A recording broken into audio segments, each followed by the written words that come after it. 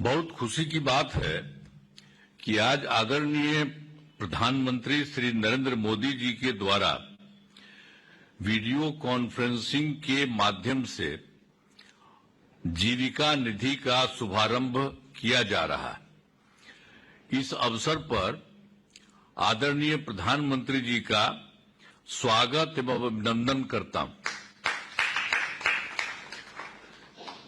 इस काम से स्वयं सहायता समूह की जीविका दीदियों को लोन की राशि मिलने से सुविधा होगी। राज्य सरकार ने इस काम के लिए 1000 करोड़ रुपए की स्वीकृति दी है, जिसमें से 105,000 रुपए की राशि जीविका निधि के बैंक खाते में आज भेजी जा रही है। और खुशी की बात है कि इसके लिए आगे केंद्र सरकार भी 110 करोड़ रुपए की सहायता देगी। इससे स्वयं सहायता समूह की जीविका दीदियों को काफी फायदा होगा। अब कुछ और बात हम करना चाहते हैं कि भाई हम लोगों की तो सरकार बनी थी 24 नवंबर 2005 को, और उसके पहले वाला तो कोई काम कुछ नहीं किया था, लेकिन उसी में हम लोगों ने मिलकर के एक साथ सब काम किया। अब महिला सशक्तिकरण पर जोर दिया गया है। और फिर वर्ष 2006 में पंचायती राज संस्थाओं का और वर्ष 2007 में नगर निकायों में महिलाओं को 50% का हम लोगों ने हर जगह सुरक्षित कर शुरुआत करा दिया। और फिर वर्ष 2013 से महिलाओं को, पुलिस में महिलाओं को 35% आरक्षण किया गया। और फिर 2016 में महिलाओं को सरकारी नौकरियों में 35% आरक्षण दिया गया। अब पहले बिहार में स्वयं सहायता समूह की संख्या बहुत कम थी। ये तो देश भर का चीज एक ही साथ था, स्वयं सहायता समूह। लेकिन हम लोग तो बाहर जब भी रहते थे दिल्ली में तो देखे थे, लेकिन जब यहाँ हम बन के आए तो यहाँ भी देखने के लिए गए तो देखा कि यहाँ संख्या बहुत कम है।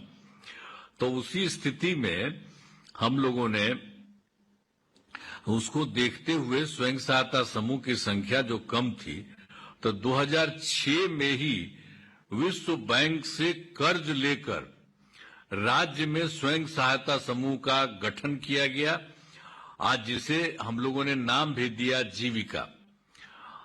अब स्वयं सहायता समूह की संख्या लगभग 11 लाख हो गई है स्वयं सहायता समूह में, और जो हम लोग जीविका नाम दिया जीविका दीदियों का, तो उनकी संख्या हो गई है 1,40,00,000। इसके बाद फिर हम लोग 2024 में शहरी क्षेत्रों में भी स्वयं सहायता समूह का गठन और उसी में जीविका दीदियों का किया गया।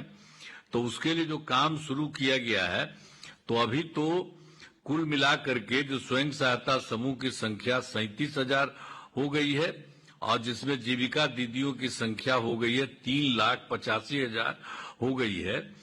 अब तेजी से काम चल रहा है, लगातार जारी है, तो ये भी अब काफी अच्छी संख्या में होगी। अब हाल ही में महिलाओं के रोजगार के लिए एक नई योजना, जो महिला रोजगार योजना की स्वीकृति दी गई है, जिसमें हर घर की एक महिला को रोजगार शुरू करने के लिए 10,000 रुपए की राशि दी जाएगी। और जिनका रोजगार आज चलेगा उन्हें 2 लाख रुपए तक की अतिरिक्त सहायता भी दी जाएगी। यह काम इसी सितंबर माह से शुरू होगा। अब कुछ दिन पहले राज्य सरकार ने कई नए निर्णय किए हैं, हम लोगों ने इधर हाल में भी किया। तो इसमें जो है सभी वृद्ध जनों, दिव्यांग जनों और विधवा महिलाओं को मिलने वाली पेंशन की राशि को 400 रुपए की जगह उसको बढ़ा करके हम लोगों ने 1100 रुपए कर दिया गया। और फिर एक बात और था जो पहले ही हम लोगों ने तय किया 2018 में, हर घर बिजली पहुंचा दिए। अब पहले तो हम लोगों की सरकार आई थी, वहां पर इतना कम था कि यहाँ पटना तक में भी कुछ नहीं था, 8,000 कुछ थोड़ा बहुत था। तो उसके बाद हम लोगों ने पूरे तौर पर काम किया और 2018 में हर घर बिजली पहुंचा दिया गया और सरकार द्वारा शुरू से ही बहुत सस्ती दर पर बिजली दी जा रही थी। अब इसी साल हम लोगों ने, राज्य सरकार ने यह तय कर दिया कि अब सभी घरों में बिजली मुफ्त देना शुरू कर दिया हम लोगों ने। अब मुफ्त ही दिया जा रहा है सब लोगों को, ये भी किया जा रहा है, तो इसे लागू भी कर दिया गया है। और फिर दूसरी बात है कि 2020 में तो हम लोगों ने तय किया था युवाओं को 10 लाख सरकारी नौकरी और 10 लाख रोजगार। तो अभी वर्तमान में जो सरकारी नौकरी है उसका तो 10 लाख पूरा हो गया है, लेकिन जो रोजगार वाली बात थी वो बढ़ते बढ़ते हो गया है 39 लाख। तो अब हम लोगों का है कि इसी साल चुनाव के पहले तो अब ये 50 लाख से भी अधिक नौकरी और रोजगार हो जाएगा। अब तय किया गया है, इसी के लिए हम लोगों ने आगे तय कर दिया, जो पहले किया था 10-10 ही, अब उसका तो 50% होने जा रहा है। तो अब इसीलिए हम लोगों ने यह भी तय कर दिया है कि अगले 5 वर्षों में 1 करोड़ युवाओं को नौकरी और रोजगार दिया जाएगा। तो अब बिहार में नए उद्योग लगाने के लिए भी विशेष सहायता दी जाएगी। अब बिहार के विकास में केंद्र सरकार का पूरा सहयोग मिल रहा है। जुलाई 2024 के बजट में बिहार को विशेष आर्थिक सहायता के रूप में सड़क, उद्योग, स्वास्थ्य, पर्यटन, बाढ़ नियंत्रण के लिए भी बड़ी राशि देने की घोषणा की गई। और उसके बाद फरवरी 2025 के बजट में बिहार में मखाना बोर्ड, एयरपोर्ट की स्थापना, पश्चिमी कोसी नहर के लिए वित्तीय सहायता आदि की घोषणा की गई है।